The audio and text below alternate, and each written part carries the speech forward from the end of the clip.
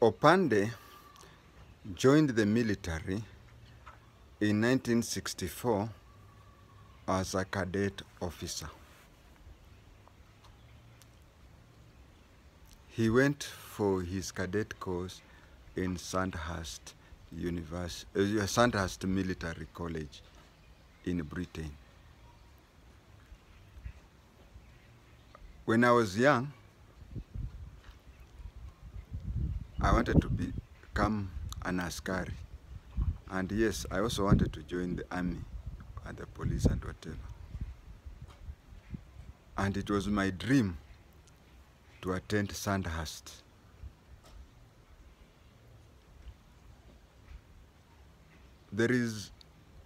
Sandhurst is one of the best. If you want to explain to the Kenyan, it's like a Form 4, no, a primary school kid wanting to join secondary school, and he thinks of kina Lenana. Na hii yetu ya Lanet that time, compare Lanet with Sandhurst, is like comparing Lenana na Harambe School ya hapo kwenyu. So Sandhurst was among the greatest. Kuna ingine nafikiri inaitwa West Point huko USA. Those are the cream cadet colleges. I always believed I could go there, but I ended up in Kiganjo. Opande joined Sandhurst, did well. He rose up the military ranks very well. He went and became a general. We will concentrate majorly on from his rank of brigadier upwards. When I knew Opande personally, he was a brigadier. That is why even those people who know him, whom we used to interact with him and them, we still refer to him as brigadier. By then, I was seconded from the police force to Chepkoilel University. Chepkoilel University today is called University of Eldoret. And he was a neighbor there. He was a neighbor of the university. I don't know whether he's still a neighbor of Eldoret University. We were with Inspector Gilbert Omondi Sihudu, and we could visit him when he was on leave. And we used to discuss issues. I used to look forward to meeting Brigadier Opande then, because this is an intellectual. I can tell you, an hour with Opande is a semester with one of the best university lecturers. So you could go there, you could find that he would advise us as young men how to go about life, how to handle things, how to handle university students, and so on and so forth. That is when I knew him. Opande then was promoted to the rank of Major General. But something happened.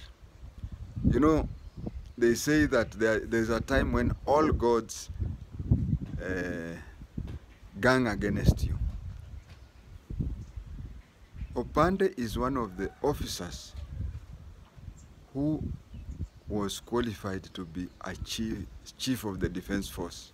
I wanted to say chief of general staff because that time the rank used to be called chief of the general staff. But a lot of things ganged against him. One, he was a good diplomat, him and Sumbeyo. So he dealt a lot with, you find that UN used to call him. He went to Mozambique, he went to Sierra Leone, he went to Liberia. And I want to tell my viewer, in the best way I can explain to a layman, we have two types of military diplomats. And we had both in Kenya. We were lucky to have both in Kenya. Sumbeyo was a military diplomat. His specialty was to go and negotiate. He could go and negotiate with Fode Sanko. Fode Sanko was a former corporal. I think one day I'll talk about Liberia and I'll talk about Fode Sanko because of his tragic comedy. Sumbeyo could go and talk to Fode Sanko.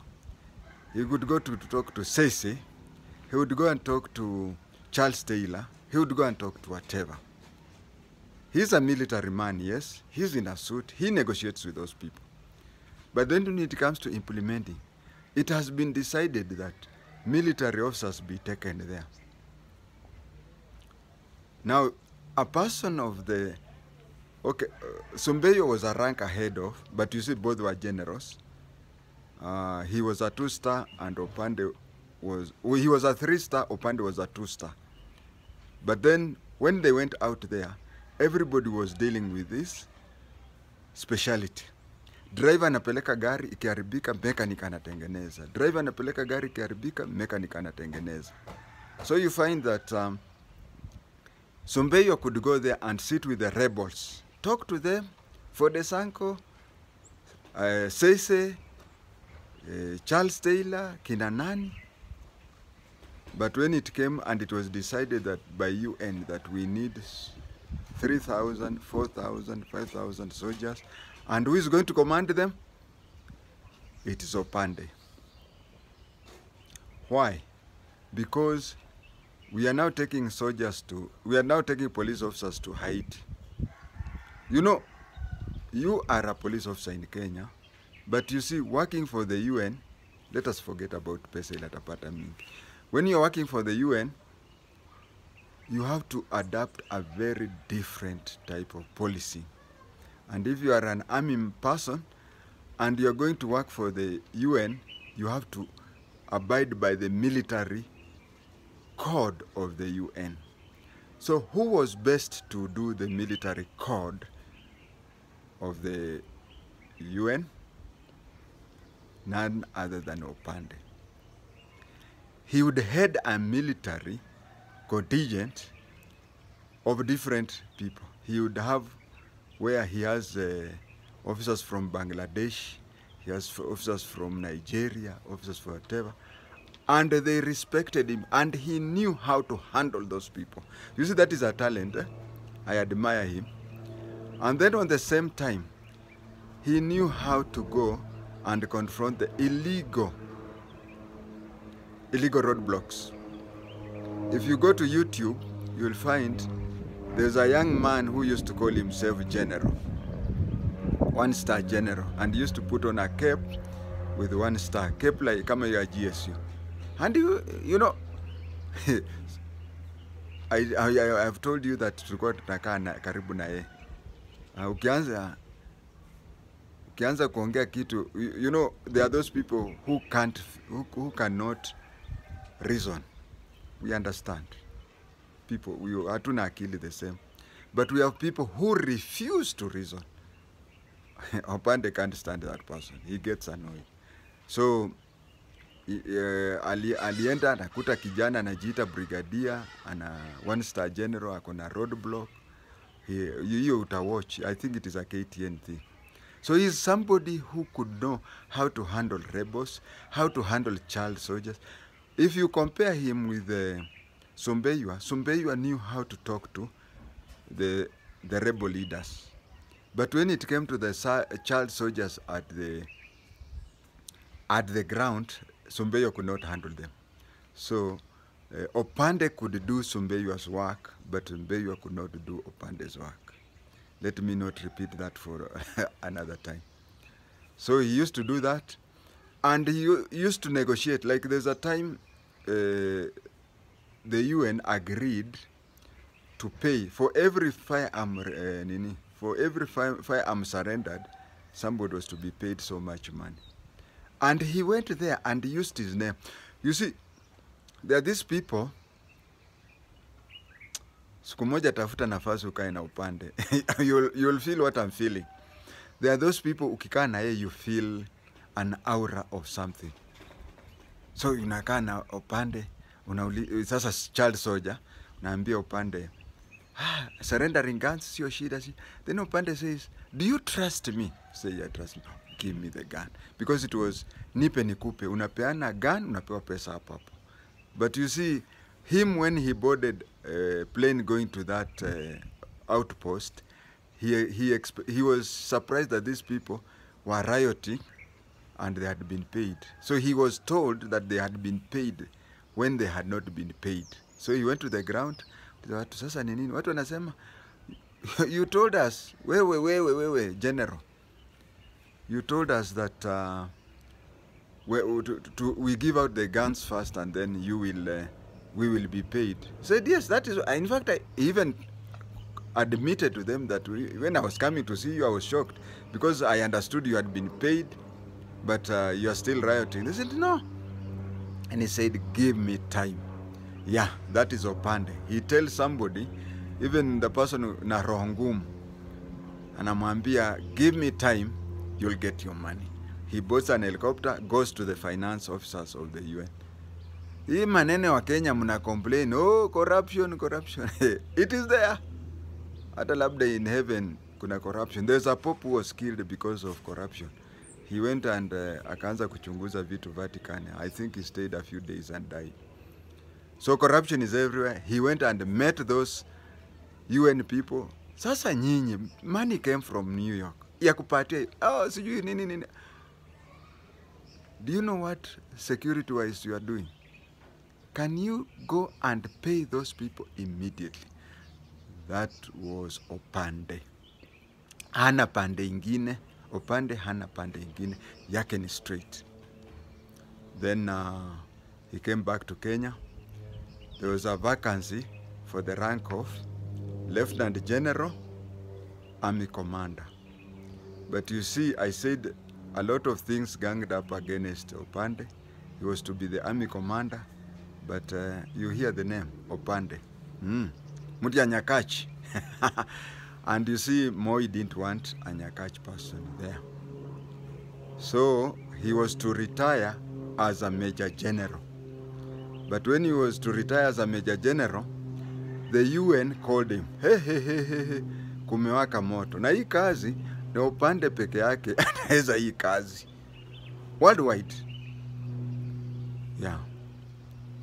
For those who are accusing me that in a meander, the Bible says, a prophet is not honored in his home area. Opande wanasema kwamba kazi imepatikana Liberia. Is it Liberia or Sierra Leone? Na inatakikana Lieutenant General. Na Opande ni Major General. You see, Kenya had to promote him to be a Lieutenant General. To go to West Africa to head that. So badala ya kuretire as a Major General, he now became a Lieutenant General. Alipomaliza kazi, akakuja Kenya. He cannot take over the army because the army person is there. They have the same rank. It was decided that he becomes Vice Chief of General Staff. So he deputized JI-TENGE. And I can tell you, in Kenya,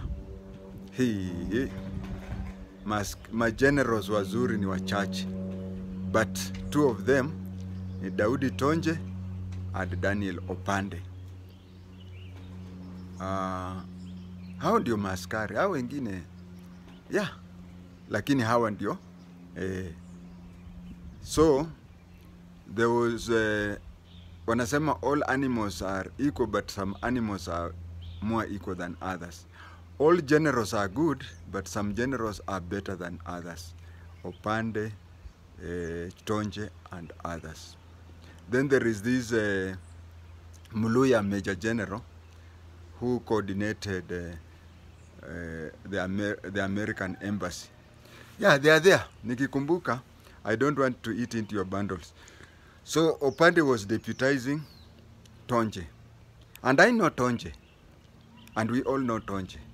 If Tonje was to follow meritocracy, Opande would have taken over from here. But then, Tonje reasoned, let me do what? let me sacrifice this honorable general. Then he brought in the system that, because ukipostpone kitu, if you are supposed to do something now and you say you'll do it in the evening you'll say tomorrow, you keep on postponing, you'll end up not doing it. So he decided to put on and said that an army general cannot replace an army general. He cannot postpone the Tonje rules by saying wacha tu Opande akue and then another. So it started that way. And I also suspect if he would have insisted on Opande becoming the CDF or CGS after him, maybe by virtue of Opande's tribe, he may not have made it. We celebrate him when he's alive and healthy.